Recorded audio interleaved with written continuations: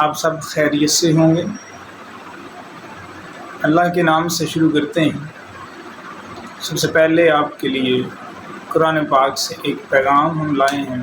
कुरान पाक में अल्लाह ताला इरशाद फरमाते हैं, क्या ईमान वालों, सब्र और नमाज से मदद हासिल किया करो। सदक़ल्लाहुल अज़ीम। इसमें अल्लाह ताला इरशाद फरमाते हैं, इस आयत का मफ़हूम ये है कि जब कभी हम ज़िंदगी में किसी भी मुश्किल हालत में फंस जाएँ, मायूसियाँ हमें घेर लें, तब हमें सिर्फ़ अल्लाह अज़्ज़ व जल की तरफ देखना चाहिए, सब्र करना चाहिए। उसकी मखलूक के सामने नाशुक्री नहीं करनी चाहिए। अगर हम शुक्र अदा करेंगे, सब्र करेंगे और अपनी मुश्किलात सिर्फ़ अपने खालिक व मालिक से बयान करेंगे, बिलख़ुसूस नमाज की हालत में बयान करेंगे, तो यकीनन बिल यकीन अल्लाह ताला हमें उन मुश्किलात से ज़रूर निकालेंगे। आइए आज का लेक्चर शुरू करते हैं। आज हम चैप्टर नंबर 15 होम्योस्टेसिस का तीसरा लेक्चर डिलीवर कर रहे हैं। आज हम एक्सक्रीशन की बात करेंगे। हमारे आज के लेक्चर के आउटलाइंस ये हैं। हमारे आज के लेक्चर के आउटलाइंस, हम पहले एक्सक्रीशन को डिफ़ाइन करेंगे, इसको समझेंगे, फिर हम एक्सक्रीशन इन प्लांट्स और फिर एक्सक्रीशन इन एनिमल्स को डिस्कस करेंगे। तो आइए एक्सक्रीशन से बात शुरू करते हैं। एक्सक्रीशन, दरअसल एक्सक्रीशन को यूँ समझें कि जो भी जानदार, any living organism in this universe, to live, to survive, it needs energy. लेकिन वो एनर्जी कहाँ से आएगी? इसको वो एनर्जी फूड से लेनी है, और फूड से जब वो एनर्जी लेता है तो फूड के मेजर कंपोनेंट्स लाए जाएंगे। ज़रा फूड के मेजर कंपोनेंट्स 3 होते हैं। एक इसमें कार्बोहाइड्रेट्स होते हैं,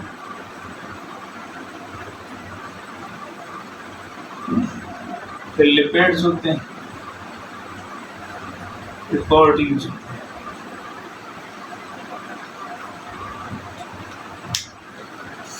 जब इनको फूड के फॉर्म में इंजेस्ट कर लेते हैं, हम इंजेस्ट कर लेते हैं, या कोई भी एनिमल इंजेस्ट कर लेता है, तो तब वो इनको डिग्रेड करता है, ब्रेक करता है, एंजाइम्स की मदद से डाइजेस्ट करता है। उस डाइजेशन के प्रोसेस के नतीजे में इसके बहुत से छोटे छोटे स्ट्रक्चर्स अपीयर होते हैं, छोटे छोटे कंपोनेंट्स ज़ाहिर होते हैं। जैसे कार्बोहाइड्रेट्स जब ब्रेक होते हैं, कॉम्प्लेक्स कार्बोहाइड्रेट्स जैसे कि स्टार्च है, तो उससे ग्लूकोज के मॉलिक्यूल्स प्रोड्यूस होते हैं। इसी तरह लिपिड्स जब ब्रेक होते हैं तो इससे फैटी एसिड्स और ग्लिसरॉल्स अपीयर होते हैं। इसी तरह प्रोटीन जब ब्रेक होते हैं तो इससे अमाइनो एसिड्स अपीयर होते हैं। लेकिन ये तो वो कंपोनेंट्स हैं जो कि प्रोडक्ट्स हैं, जिनकी बॉडी को ज़रूरत है। अब हम उनकी बात करते हैं जो कि बाई प्रोडक्ट्स, जिनकी ज़रूरत ही नहीं है। तो देखा जाए इन तीनों में कुछ चीज़ें कॉमन, तीनों जो हैं जब भी इनका कैटाबॉलिज्म होगा, they would produce water as a by product and carbon dioxide. अब देखा जाए तो हम ये कह रहे हैं कि these are by products. By products इसकी बाई प्रोडक्ट्स किसी भी रिएक्शन की दो प्रोडक्ट्स को दो कैटेगरीज में डिवाइड किया जाता है। एक उसकी मेन प्रोडक्ट्स होती हैं जो कि यूजफुल होते हैं, और कुछ वेस्ट प्रोडक्ट्स होती हैं, उनका हम बाई प्रोडक्ट्स कहते हैं, जो ज़रूरत नहीं होती बॉडी को, लेकिन वो प्रोडक्ट्स उस कैटाबॉलिज्म के नतीजे में पैदा हो जाती हैं, फिर उनको रिमूव करना पड़ता है। सो तीनों में ये दो प्रोडक्ट्स बाई प्रोडक्ट्स प्रोड्यूस होती हैं। लेकिन इनके रिमूवल के मैकेनिज्म पे आप गौर करें तो वाटर जो है, जैसे प्लांट्स हैं तो ट्रांसपिरेशन के ज़रिए इसको रिमूव कर देते हैं, एनिमल जो है वो स्वेट के ज़रिए इसको रिमूव कर देते हैं, या उसको यूरिन के ज़रिए रिमूव कर रहे हैं। और इसी तरह जो कार्बन डाइऑक्साइड है, इसे एनिमल जो है वो एक्सपायरेशन, जो एक्सहेलेशन, जब हम सांस को बाहर निकालते हैं उसके ज़रिए हम कार्बन डाइऑक्साइड को बॉडी से बाहर निकालते हैं। लेकिन अब सवाल ये पैदा होता है कि एक्सक्रीशन फिर किस प्रोसेस का है? और उस सवाल का जवाब हमें यहाँ से मिलेगा कि जब प्रोटीन जो हैं ये इनसे हमें एक स्पेशल किस्म की बाई प्रोडक्ट प्रोड्यूस होती है, दैट इज कॉल्ड अमोनिया, जिसको अमोनिया कहते हैं। ओके, जिसका मॉलिक्यूलर फार्मूला NH3 लिखते हैं। अब ये अमोनिया जो है दिस इज मच टॉक्सिक, ये बहुत टॉक्सिक होती है, ठीक है। और जैसे ये प्रोड्यूस होती है तो बॉडी के टिश्यूज़ में, इंटरस्टिशियल फ्लूइड्स में डिफ्यूज़ कर जाती है, जिसकी वजह से उनके नर्वस सिस्टम में प्रॉब्लम्स आ सकते हैं, अनकॉन्शियसनेस हो सकती है, बेहोशी हो सकती है, पैरालिसिस भी हो सकती है, फालिज भी हो सकता है, नर्वस ब्रेकडाउन भी हो सकता है, कोमा भी हो सकता है और इवन डेथ भी हो सकती है if there is more ammonia. So ammonia is a very toxic product. फिर क्या होता है कि इस प्रोडक्ट को, बेसिकली इस प्रोडक्ट को निकालने के लिए जो मैकेनिज्म इस्तेमाल किया जाता है उसको आप एक्सक्रीशन कहते हैं। एक्सक्रीशन का थीम ये है कि बॉडी से वेस्ट मेटाबोलाइट्स को एलिमिनेट करना, स्पेसिफिकली अमोनिया को एक्सक्रीशन कहलाता है। सो लेट्स सी हम इसको कैसे डिफाइन कर रहे हैं। ये कह रहे हैं एक्सक्रीशन क्या है, what is excretion, this is elimination of waste metabolites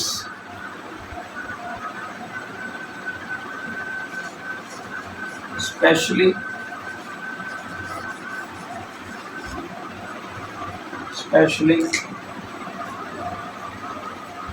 nitrogenous products.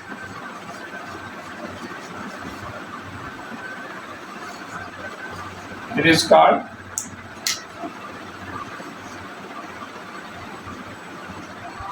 Excretion. चलें जी, अब हम अपने लेक्चर की दूसरी सब हेडिंग की बात करते हैं, जिसमें हम एक्सक्रीशन इन प्लांट्स को डिस्कस करेंगे कि प्लांट्स वेस्ट मेटाबोलाइट्स को किस तरह बॉडी से एलिमिनेट करते हैं, तो किस प्रोसीजर को अडॉप्ट करते हैं। अब आइए देखें, प्लांट्स में जो वेज वो यूज़ कर रहे हैं उनमें से सबसे पहला मेथड जो है, दे यूज देयर वैक्यूल्स। और ये मैं बस साथ साथ आपको बता देता हूँ, जैसे अक्सर मैं बता देता हूँ कि ये क्वेश्चन जो है बोर्ड पॉइंट ऑफ व्यू से long question, excretion in plants. So plants क्या करते हैं, सम प्लांट्स, आपको ये तो पता है कि प्लांट के सेल्स में लार्ज वैक्यूल्स प्रेजेंट होते हैं और वो लार्ज वैक्यूल्स को इस्तेमाल करते हैं कि उसमें उसके दो यूजेस हैं, या तो उसमें यूज़फुल मटेरियल्स को स्टोर कर लेते हैं, जैसे कि वाटर को स्टोर कर लेंगे, फूड को कर लेंगे, या फिर दूसरी बात ये है कि वो वेस्ट मटेरियल्स को भी स्टोर कर सकते हैं। So some plants you store their waste materials into their vacuoles. Okay, second, some plants use their leaves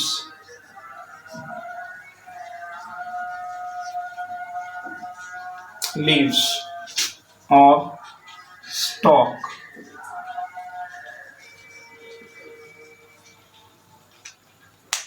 कुछ प्लांट्स जो हैं वो अपने लीव्स को या स्टॉक को, वेस्ट मटेरियल्स को स्टोर करने के लिए इस्तेमाल करते हैं। वो क्या करते हैं कि अपने वेस्ट मटेरियल्स को, वो उनकी जो बॉडी में जो वेस्ट मेटाबोलाइट्स प्रोड्यूस होते हैं उनको क्या करते हैं, दे डिपोजिट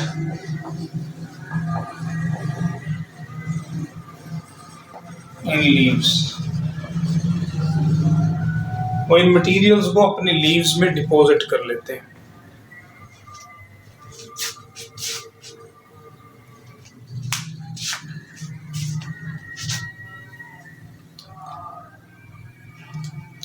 उसके बाद ये जो वेस्ट मटेरियल यहाँ पे होते हैं, those are condensed in the form of crystals, ये क्रिस्टल्स की फॉर्म में वहाँ पे जमा हो जाते हैं। तो उसके बाद क्या होता है कि when there is autumn season, you know autumn season, खजान का मौसम जब आता है तो क्या होता है कि पौधों ने उन्होंने अपने पत्ते गिराने होते हैं, उन्होंने अपने पत्ते गिराने होते हैं। ऑटम सीजन में पौधों के पत्ते गिर जाते हैं, तो ऑटम सीजन में वो इन पत्तों को गिरा देते हैं, the fall of their leaves, और साथ ही वेस्ट मटेरियल्स भी चले जाएंगे। सो ऑटम सीजन में क्या होगा, द फॉल ऑफ लीव्स, वो अपने पत्तों को गिरा देंगे। सो अब पत्ते गिर गए तो उनके वेस्ट मटेरियल्स उनसे अलग हो गए, उनका छुटकारा मिल गया उससे। So they get rid of their waste materials by falling off their leaves, and these leaves, ये लीव्स जो होंगे, ये भी देखें, आखिरी बात याद रखें, these are a good source of minerals, these are source of minerals. तो इसीलिए इन पत्तों को जो किसान हैं या माली हैं वो एज आ फर्टिलाइज़र भी यूज़ करते हैं, उनको साथ ही वहाँ पे गोडी कर देते हैं, तो पत्ते जो हैं वो दूसरे मिट्टी में मिल डिकम्पोज होके उनमें से जो मिनरल्स होते हैं उनको प्लांट्स की रूट से इस्तेमाल कर लेते हैं। लेकिन इसमें ये बात है कि ये जो लीव्स होते हैं, यहाँ पे मैं एक बात और क्लियर कर दूँ कि ये जब इनमें डिपोजिट हो जाते हैं तो इनमें जो पिगमेंट होता है, दे लॉस ऑफ पिगमेंट, इनकी जो पिगमेंट होती है, जो ग्रीन कलर होता है वो ख़त्म हो जाता है और इसमें येलो कलर शो होना शुरू हो जाता है। लेकिन ये बात इसमें ज़रूर देखें, इसको याद रखें कि ये येलो कलर क्यों आता है। इसमें वो प्रोसेस नहीं है कि वो क्लोरोफिल ख़त्म नहीं हो जाता, असल में मसला ये नहीं है, बल्कि ये जो इसकी स्टडी है, माइक्रोस्कोपिक स्टडी, उससे ये पता चला कि क्लोरोफिल तो होता है, लेकिन इसके पिगमेंट ख़त्म होने का या उसके कलर येलो होने की जो वजह होती है वो ये टॉक्सिक मटेरियल्स होते हैं। इन टॉक्सिक मटेरियल्स की टॉक्सिसिटी की वजह से उनका कलर जो है येलो हो जाता है। सो ये हो गया जी लीव्स के लिए। और कुछ प्लांट्स जो हैं, ये तो हमने लीव्स की बात कर ली, कुछ प्लांट्स जो हैं जैसे कि बल्ब, कुछ प्लांट्स हैं जिनको आप बल्ब्स कहते हैं, जैसे इसमें अनियंस आते हैं जिनकी रूट के नीचे उनके स्पेसिफिक स्ट्रक्चर होते हैं, जैसे आप अनियन, प्याज को देख लें तो बल्ब की एग्जांपल है। सो बल्ब में इस तरह के जो प्लांट्स हैं, बल्ब से जो बिलोंग करते हैं, उनके स्ट्रक्चर्स हैं, सो उनमें वो अपने वेस्ट मटेरियल्स को डिपॉजिट वेस्ट मटेरियल्स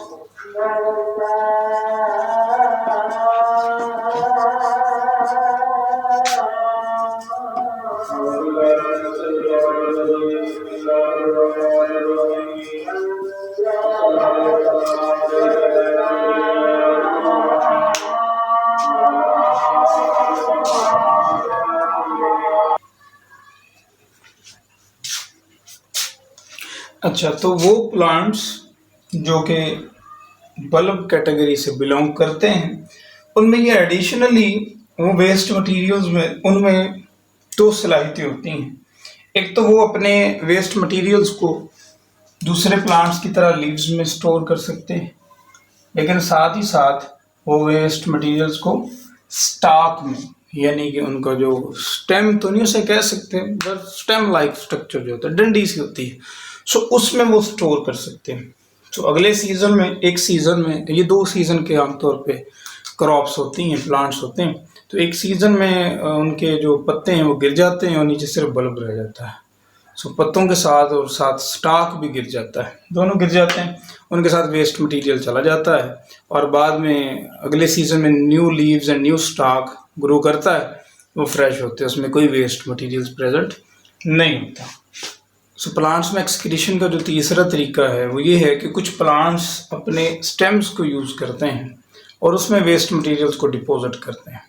ये आमतौर पे उसमें जो जाइलम बंडल्स होते हैं और टिपिकली ओल्ड जाइलम, बता दूं, ओल्ड जाइलम, यानी कि नॉन कंडक्टिंग जाइलम। ये जो नॉन कंडक्टिंग जाइलम होते हैं उसमें ये अपने वेस्ट मटेरियल्स को डिपॉजिट करते हैं। तो ये अपने वेस्ट मटेरियल्स को नॉन कंडक्टिंग जाइलम में डिपॉजिट कर देते हैं। इससे आमतौर पे इनकी जो वुड होती है, their wood that is black, इसकी ब्लैक अपीयरेंस आ जाती है। ये बेसिकली इबोनी कैटेगरी के प्लांट्स हैं। सो इबोनी ग्रुप के जो प्लांट्स हैं, कैटेगरी के जो प्लांट्स हैं, उनमें ये पाया जाता है। और उनकी आमतौर पे वुड आपको जब भी नज़र आएगी, आप जब भी उसकी वुड देखेंगे आपको ब्लैक कलर की वुड आएगी। सो ब्लैक कलर की वुड की वजह ये होती है कि उन्होंने अपने वेस्ट मटेरियल्स को अपने नॉन कंडक्टिंग जाइलम में डिपॉजिट कर लिया होता है। तो उसकी उस टॉक्सिक मटेरियल्स की वजह से, टॉक्सिन्स की वजह से, वो उसमें हैवी मेटल्स भी हैं, कुछ और टॉक्सिक मटेरियल्स भी, उनकी वजह से वुड जो है उसका कलर डार्क ब्राउन यानी कि ऑलमोस्ट रेड हो, ब्लैक कलर हो जाता है। और फिर fourth way of excretion in plants that is active secretion.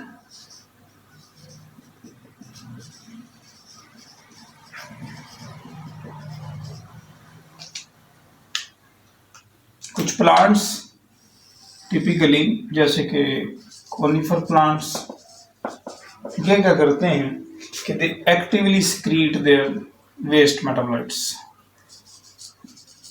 Waste metabolites को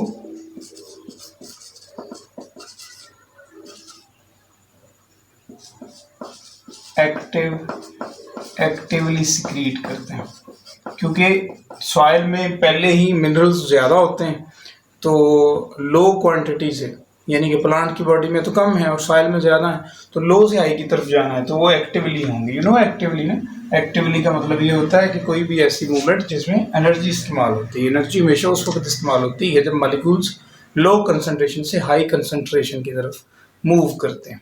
तो ये एक्टिव सिक्रीशन होगा। तो इससे आमतौर पे इसे क्यों करते हैं, वैसे एज अ यूज़ करते हैं, they use it as a weapon, इसे एज अ वेपन यूज़ करते हैं और दूसरे प्लांट्स को किल करने के लिए यूज़ करते हैं ताकि ये ज़्यादा ग्रो कर सकें। क्योंकि वो एक्टिव सिक्रीट करेंगे तो वो सॉइल में टॉक्सिसिटी होगी, टॉक्सिसिटी लेवल बढ़ेगा तो छोटे छोटे प्लांट्स जो होंगे उनकी डेथ हो जाएगी।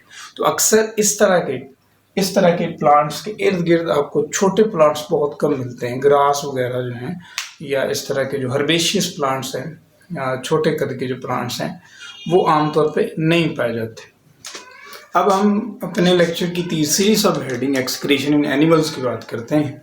आपको जैसे प्रीवियस लेक्चर में हमने पढ़ा कि एनिमल जो हैं वो दो डिफरेंट इन्वायरमेंट्स में एग्जिस्ट कर सकते हैं और उसी लिहाज से उनके एक्सक्रीटरी प्रोडक्ट्स हैं। वो इस लिहाज से अगर देखा जाए तो अगर वो एनिमल जो है वो हाइपोटोनिक इन्वायरमेंट में है, हाइपोटोनिक इन्वायरमेंट में वो अगर एग्जिस्ट करता है तो उसकी जो एक्सक्रीटरी प्रोडक्ट होगी मेजर, वो एक तो वाटर होगी। ओके, अगर वो ऑर्गेनिज्म जो है वो हाइपोटोनिक इन्वायरमेंट में नहीं है बल्कि वो हाइपरटोनिक इन्वायरमेंट में,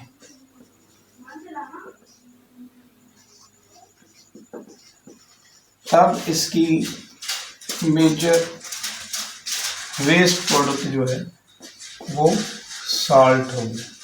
लेकिन चाहे वो हाइपरटोनिक में हो या हाइपोटोनिक में हो, दोनों एनवायरनमेंट में इनकी मेजर प्रोडक्ट ओवरऑल जो दोनों में कॉमन होगी वो नाइट्रोजिनस प्रोडक्ट्स होंगे। अब हम इन्हीं नाइट्रोजिनस प्रोडक्ट्स की बात करने वाले हैं कि नाइट्रोजिनस प्रोडक्ट्स कौन सी होंगी। बेसिकली नाइट्रोजिनस प्रोडक्ट्स तीन कैटेगरीज में आप उसको डिवाइड करते हैं। उसकी जो मेजर अमाउंट प्रोड्यूस होती है तीन डिफरेंट ग्रुप्स में आप उसको डिवाइड कर सकते हैं। एक तो इसमें सबसे पहले अमोनिया प्रोड्यूस होती है,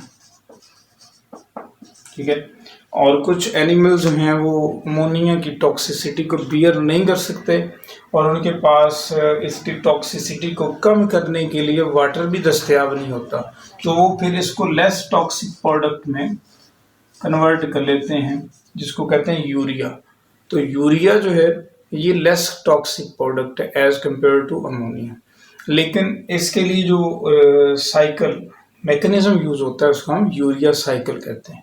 और तीसरे नंबर पे कुछ ऑर्गेनिज्म यूरिया की टॉक्सिसिटी को भी बियर करने के रवादार नहीं होते और उनके पास इतना वाटर भी नहीं होता कि वो इसकी टॉक्सिसिटी को ख़त्म कर दें, तो वो इसको और लेस टॉक्सिक प्रोडक्ट में कन्वर्ट कर लेते हैं, that is called uric acid. So ये तीन मेजर नाइट्रोजनस प्रोडक्ट्स हैं जो कि हर ऑर्गेनिज्म में किसी ना किसी तनासब में प्रोड्यूस होती हैं। इन मेन नाइट्रोजनस वेस्ट प्रोडक्ट्स के साथ साथ कुछ ऐसी नाइट्रोजनस प्रोडक्ट्स हैं जो कि लोअर क्वांटिटी में प्रोड्यूस होती हैं। लेट्स सी, हम उनको भी लिस्ट करते हैं। ये टोटल 6 प्रोडक्ट्स हैं, लेट्स काउंट देम। हम लिखते हैं यहाँ पे, इसमें क्रिएटिन और उसी का एक डेरिवेटिव क्रिएटिनिन, ये बेसिकली दोनों जो हैं उसमें मसल्स में पाई जाती हैं, both are present in muscles. और इसके अलावा ट्राई मेथाइल अमाइन ऑक्साइड, इसका जिक्र हमने उसमें मेरीन इन्वायरमेंट में हमने बात की थी कि जब वो यूरिया को कुछ और मेरीन में कुछ फिशेज जो हैं यूरिया को रिटेन कर लेते हैं अपनी बॉडी के सॉल्यूशंस को हाइपरटोनिक बनाने के लिए, तो उसकी टॉक्सिसिटी को रिड्यूस करने के लिए वो ट्राई मेथाइल अमाइन ऑक्साइड को अपनी बॉडी में प्रोड्यूस करते थे। तो इसी तरह अमाइनो एसिड्स भी कुछ प्रोड्यूस हो जाते हैं।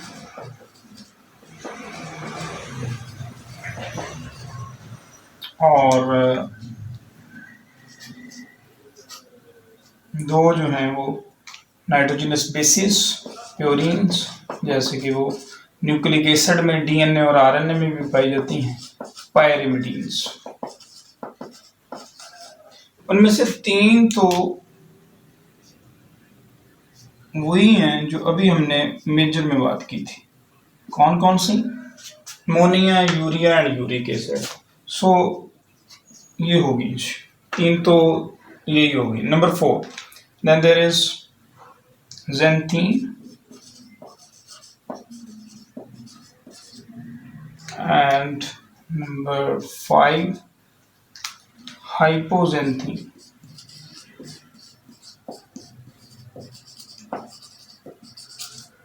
and number 6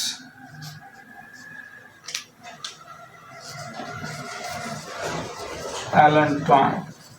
ठीक है, सो नंबर 6 allantoin।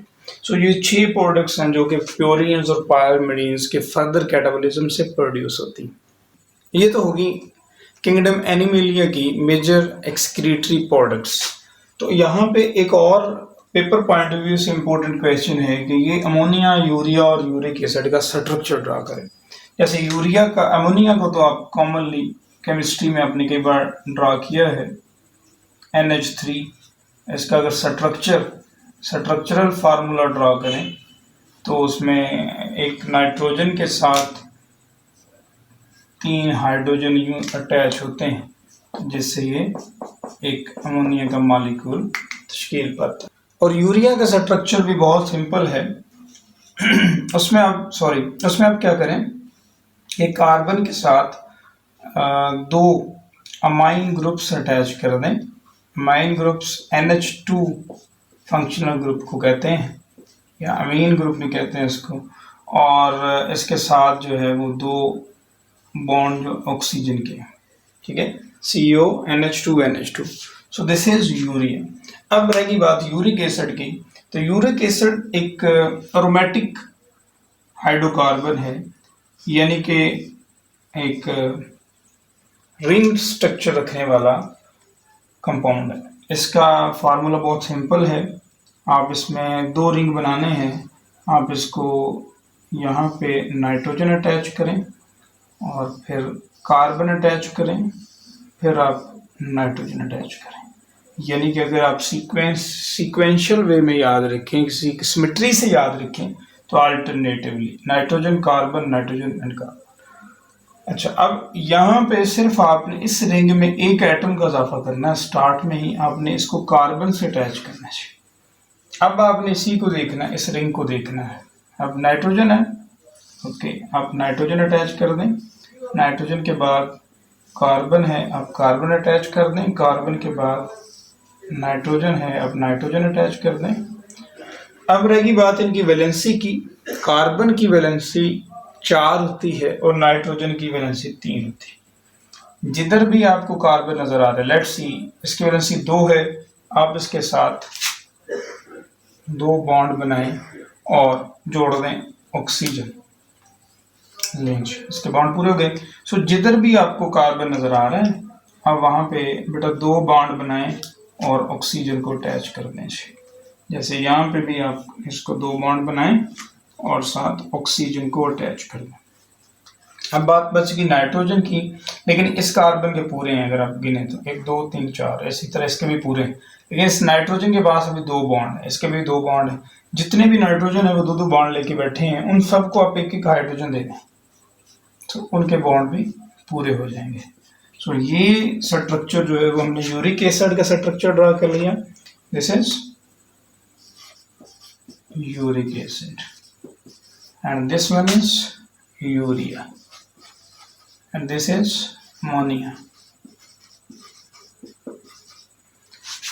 उम्मीद है आज का लेक्चर आपने एंजॉय भी किया होगा और आपको अच्छी से समझ भी आई होगी।